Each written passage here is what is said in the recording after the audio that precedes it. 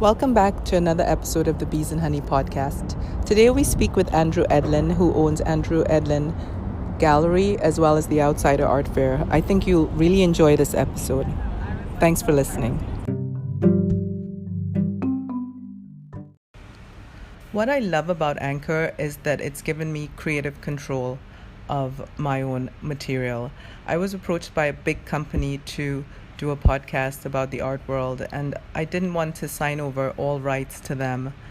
Anchor has allowed me to make this podcast and to keep creative control as well as financial control in terms of advertising. Anchor gives you everything you need in one place for free. You can use it on your phone or your computer. There are tools that help you to upload your recordings that you've done separately or on the app. They'll distribute it for you as well, which again, I couldn't wrap my mind around distribution, and they have it all there for you in one place: Spotify, Apple Podcast, Google Podcast, and many more. You can easily make money from it as well. They help you advertise. As you can see right now, I'm getting my first ad out through Anchor. And all you have to do is download the app or go to anchor.fm to get started. Good luck with your podcast and getting your voice out there and owning your content. Hi, Andrew. How are you? I'm happy to be in your gallery yet again. Thank you for coming, Nico. It's great to see you.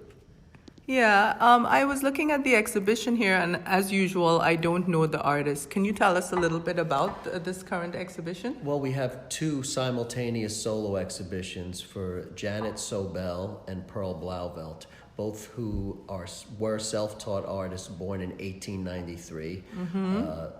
In the case of Blauvelt, all her work was discovered posthumously in her home, which had been abandoned about 20 years prior to being discovered, and an artist couple was buying the house to fix it up and sell it, and they found a box of about 800 drawings. And flash forward 20 years, her work's hanging in MoMA. In the case of Janet Sobel, a different trajectory. She was shown by Peggy Guggenheim in the 1940s and is actually credited with influencing Jackson Pollock because she drip painted before he did. And she, I think, was a little bitter about not getting the credit that she felt she deserved. She died in the late 60s. So here you have two self-taught female artists born the same year, one who had no art world contact and the other who was actually, for a time, embraced by the art world. Wow. I mean, I think both are really timely issues right now, not just female, but females who were part of the whole art movement but never had any light shone on them. That's right. Until now. Well, thank God for guys like you who find this stuff and show them. I was going to ask, how did you start in the art field? Well, sort of a different trajectory than most dealers. I had no path towards art. All my aesthetic values were honed as a rock musician. But I had an uncle, my late Uncle Paul, who, because of his profound hearing loss, was unable to really market his own work. And he started making art later in his late 30s. And he had developed a method of collage using tiny slivers of cut-up postage stamps. I was so enthralled with them when I saw them, yet having no understanding or knowledge about the art world, I sort of just brought some of his collages down in Soho. This is the mid-90s, and I showed his work to John Lee, who's a great friend of mine now, and John was like, this is outsider art, which was the first time I'd ever heard that term, and he put me in a direction that led me to Arne Anton, an American primitive gallery, who took Uncle Paul on, put him in a 4-person show, and sold 14 pieces in a show called Miniature Obsessions in 1995, which Holland Cotter subsequently reviewed in the Times, mentioning Uncle Paul. So at 66, Uncle Paul goes from this perspective of being completely isolated to being written up in the New York Times and exhibiting artists, which was life-changing for both of us. Yes. And so from then on, I was just going to help Uncle Paul navigate this relationship with his dealer, make sure that everything was done straight up. And to my luck, Arne Anton is just a gentleman through and through. He was then, and he still is. So it was through that paradigm I had access into the art world and the outsider art world specifically. Wow. And then from there, it was just a whole learning curve. Well, from there, I'll try and do the quick version. I started becoming interested in the art world, not just the outsider art world. And then I had just bought my first home with my first wife in Hoboken, and we started having little cocktail parties where we hung works. We cleared out the living room and parlor floor of all the furniture, moved it upstairs, and there were old picture rails, and we hung different works and had people over, and I was able to get my first website on ArtNet. This is now, we're at about 1998, 99. Amazing. And that's how I started. Amazing that concept was working. I know Leo Castelli used a similar concept when he started on the Upper East Side with his wife, and they hung stuff in their house. Yeah. So up until the early 2000s, I guess that really was a viable working concept. I had no other options. I was still had a straight job working in my family business, and certainly it was not a viable idea to just drop everything and open up a gallery when I still didn't know anything, barely knew anything about what I was doing. Well, can you explain to us the difference between outsider art and naive art? Is there a difference, or is it the same? Well, I think naive art is a term that I associate a little bit more with European folk art. It's figurative and the imagery is kind of familiar, whereas outsider art, I think, is work that is really springing from the imagination of the artist. Artists who often are somewhere, have some kind of pathology often, whether it's schizophrenia, somewhere along the autism spectrum. That's the history of when Dubuffet started identifying and collecting art brut in the 40s. Okay. So to me, naive, it's sort of maybe that was a term that was used at some point 20, 30 years ago, but to me it feels kind of outdated. Or to me, when I think of naive art, I'm thinking of sort of a European, very flat, representational kind of painting. Okay, that's good to know. Yeah, I was wondering. Tell us about some of the estates you represent. Like most outsider art fans, I know about Henry Darger and his story. But well, sure. Well, representing the Darger estate is what really put me on the art world map. It was a life-changing experience. I was only 4 years into my career when I became the dealer for the estate. But that lasted about 5 years. To be clear, there hasn't been a functioning estate in terms of that owns works and puts them for sale with a dealer. That ended almost 10 years ago. Because there wasn't that much. There wasn't that much, and the owner of the works, Kyoko Lerner, decided to donate the preponderance of what she had left to two museums, MoMA and the Musée d'Art Moderne de la Ville de Paris. Perfect. And then the last handful she just sold at Sotheby's several months ago. Oh, okay. But so there hasn't been, but I was the last dealer of record to represent the Darger estate. Which, and even to this day, I think I'm still the market maker for that artist because the secondary market still has some activity where works that were sold come back to me. Perfect. Are there some institutions you work closely with? For example, I know there's one in Lausanne. That's for... Sure. The Collection de l'Art Brut in Lausanne was originally founded.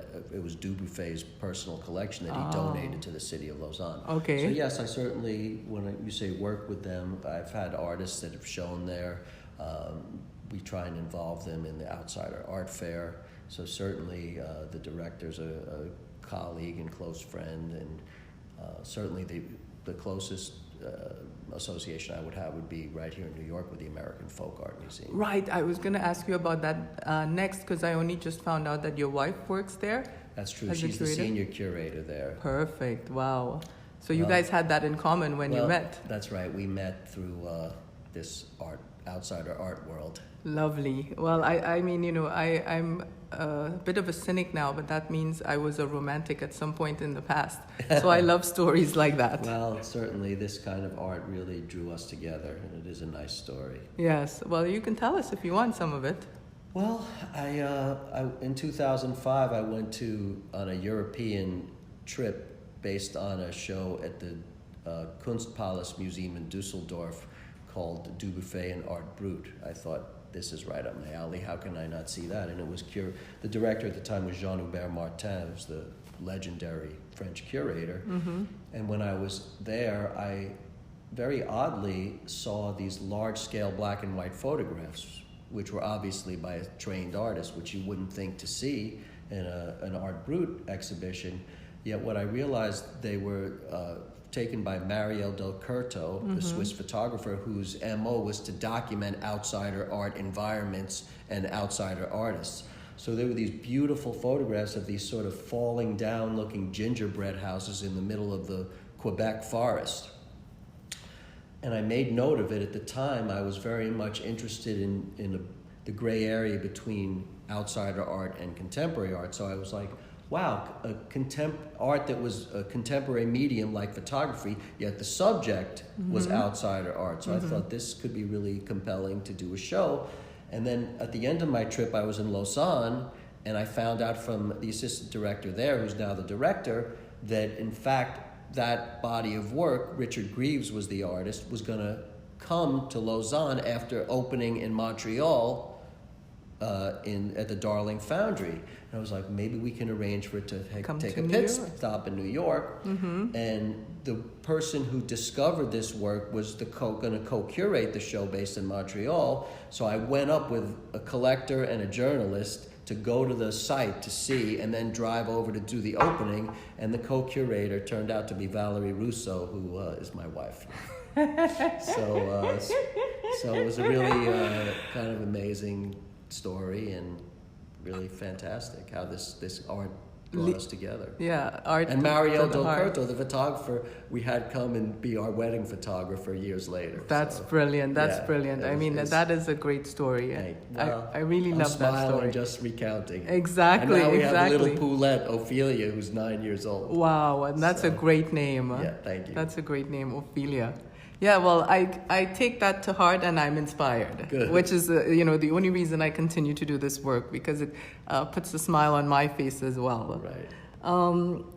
I was going to ask something like what living artists you work with, and are there limitations to working with a living artist? For example, some outsider art comes from mental health institutions. How does that factor into acquiring and selling the work? Well, right now, we're sitting in my back office looking at this gorgeous big Dan Miller. So Dan is a living artist, and he works out of the Creative Growth Art Center. He's severely autistic, but he's world-renowned. He was featured at the Venice Biennale a few years ago. His work's owned by MoMA, the Pompidou. So we interact with Creative Growth, who sort of takes care of Dan, manages his art career, sells the work themselves because they do art fairs and have exhibitions. Creative Growth is what? Creative Growth Art Center is a workshop in Oakland, California for artists with disabilities. It's really the preeminent workshop in the United States. Okay, certainly, that's good to know. Arguably worldwide. Googing is the other one that's probably the most known. That's outside of Vienna in Austria. And they're not a non-profit. They are a non-profit. They are a non-profit. But the works that they sell help support the institution. Okay. So I don't actually deal with Dan himself, but I deal with the director and of the Creative Growth Art Center. So it's kind of wonderful working with organizations like Creative Growth, because when you go into Creative Growth, you just see this big open room with tables and dozens of artists, people who obviously have disabilities everywhere from Down syndrome to autism to hearing losses, any kind of, but they're just creating, and it's the sunshine is streaming in California, and it's a very inspiring place to be. Energy, in addition to representing Dan, I'm representing Creative Growth, so I feel I have the motivation that I have with any other artist to expand their audience, to market their works, but I also get the double satisfaction of supporting Creative Growth, which is doing something that is just so valuable. Absolutely. Well, I'm glad I asked that question. It seemed a bit cumbersome. In that context, would you call Kusama an outsider artist? Well, it's hard to say. I don't think so, because Kusama has been so contextualized in the contemporary art world. I kind of feel the same way about Basquiat. Basquiat, I believe, was predominantly a self-taught artist, but because he was so indoctrinated into the art system through his dealers, working with Warhol and all that, it's hard to make the case that, to me, but his work was so singular, but to me, outsider art is work that's really not informed by art historical references and the institutional art world. So, but there are gray areas. Yeah, there are gray areas. That's great. I recently spoke to the Horts about collecting and the possibility of starting a collection without spending a fortune. Would you say outsider art is a good place to start a collection? The best place. The best place. The best place. And I say that because works are so accessible price-wise, but also accessible conceptually. When I first started being interested in art through the prism of Uncle Paul's work and outsider art, I tried to sort of get bone up on my education, and the contemporary art world can be a little alienating. As if you're not initiated into the movements and that contemporary art is largely a conversation amongst artists, there's no point of access. Installations, photography, conceptual art. For someone who's not informed, it's hard to find a place to relate to this work. Whereas with outsider art, the work there's less distance between the art and the artist. The work is more overtly autobiographical. It tends to be more personal. And if something's more personal, it tends to be more universal. You can relate to it. So I find that both from an economic standpoint and just from what outsider art is compared to contemporary art, it's an ideal place to start. And you can buy phenomenal works of art by really established artists for a fraction of something that would be comparable in the contemporary art milieu. Right. And now I'm going to ask a question that I don't normally ask, but I think in the context of this work it's important because in the contemporary art world I look down on this. But how does this factor into the resale market? Like, I know Darja, for example, like you said, some works were selling at Sotheby's. Do some guys eventually go up into the stratosphere price-wise? Well, it's been happening over the years, and it's certainly been more gradual, but it's been more pronounced as of late. Several years ago, Christie's began a dedicated outsider art sale. They do it on the Friday of the outsider art fair in New York, so they're capturing all the momentum that the fair builds. Right. And certainly artists like Edmondson, Trailer, Darger have hit stratospheric prices. I mean, a small Trailer went for over $500,000 recently. Darger's up in the 700,000-800,000. Edmondson has, I believe, surpassed $1 million. Wow. So even so, for masterpieces by canonical artists, $1 million is a fraction of what something comparable in the modern or contemporary art domain would be. That's very true. And how have you seen recent interest in African American artists and artists from Africa, female artists, older artists, in terms of programming and the bottom line? Have you seen that go up as well?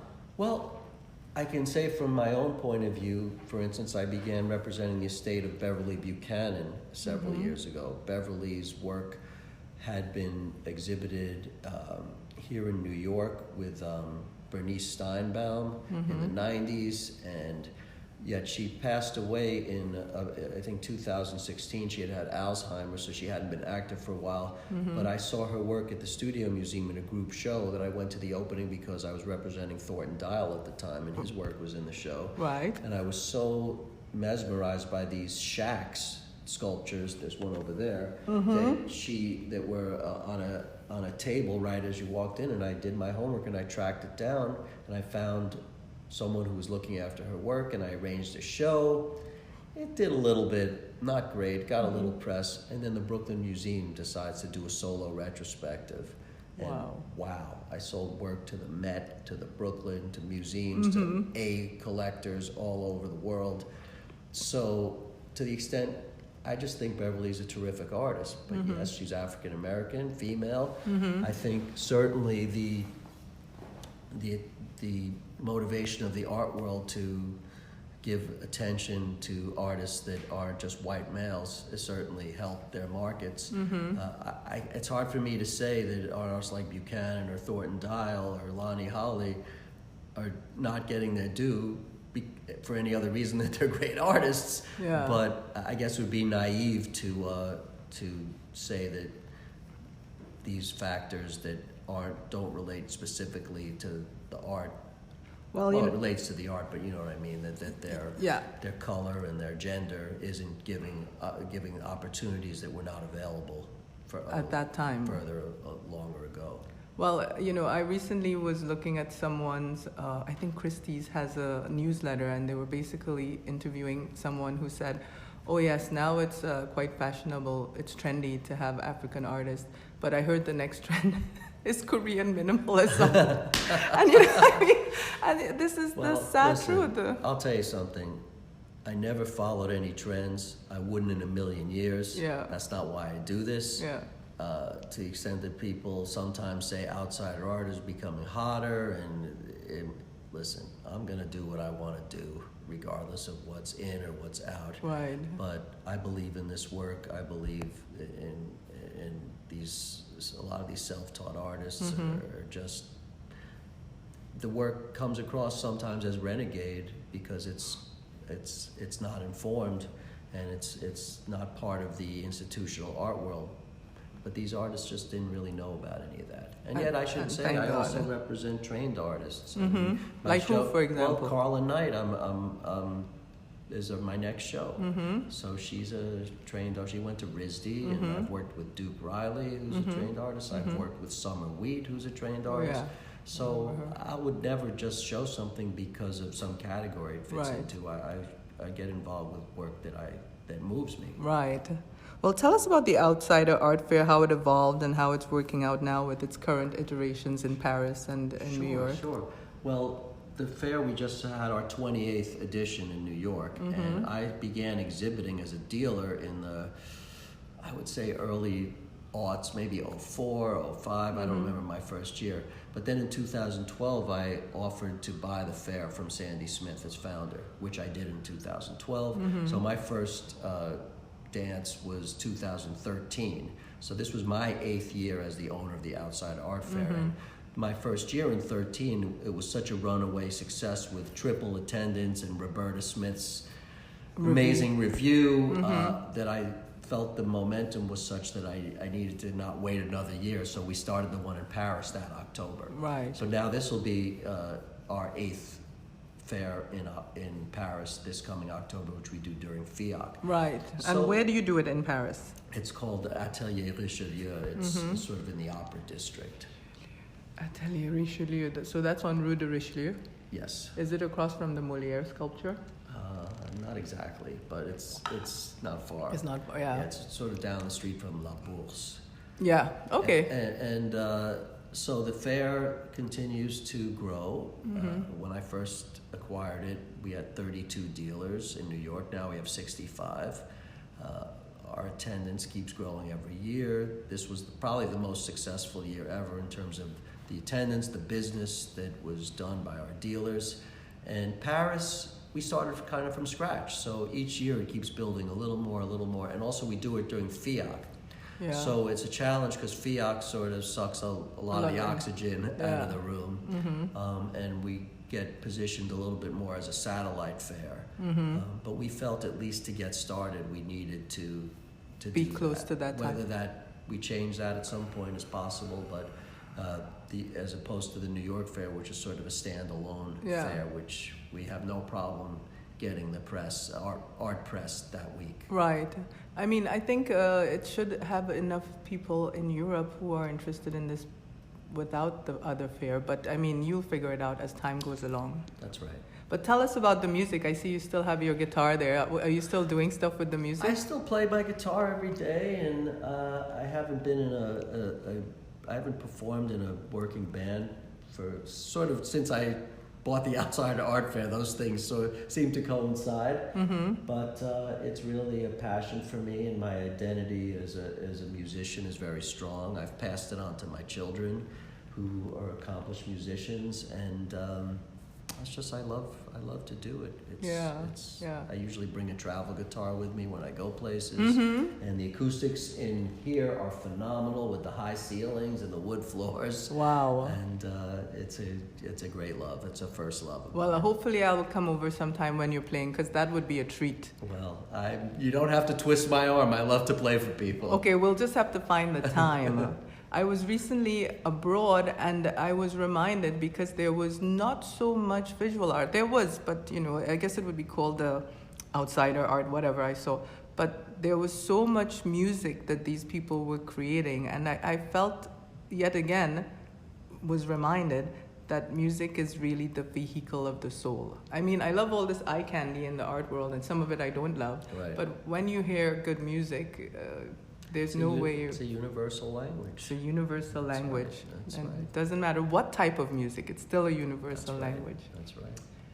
Yes, well, I think we've come to the end of our time here. Is there anything else you wanted to add to? Nothing. It's great to see you. Yeah. And we've known each other a long time. Yeah. Followed each other's paths through this art world. Absolutely. Some things come up, some things don't come up. But I appreciate you being here and being interested in hearing what I had to say. Likewise. I'm so interested to see what you're doing as well. And I love coming into the gallery and seeing people, like, what's the name of that collector who lives in Connecticut? Lawrence. I love when I come to your booth and Lawrence is just sitting there on his mobile, like so comfortable, almost he's a terrific friend. He's a staple. Great collector. Yeah, and, you meet all kinds of people in this world, and thankfully there are some collectors who are as passionate. Not only passionate, but they're as great human beings as they are wealthy and powerful in their own domains, and that we depend on their support. Absolutely.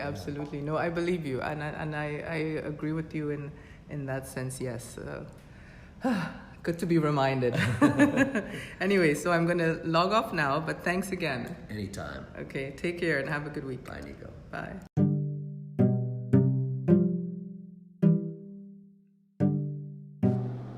Thank you for joining us today on the Bees and Honey podcast. I don't know if you could tell from that conversation with Andrew Edlin, but I have a great affection for this man, the musician, the gallerist, the supporter of art in all its forms. He's a great human being. He's done amazing work with outsider art and with other artists. And I really support all his efforts in this field, keeping art pure, keeping art in the right place, working with so much heart, so much love, so much commitment. He's really blessed, and to meet him is a blessing as well. Have a good weekend, and hopefully hear from you soon.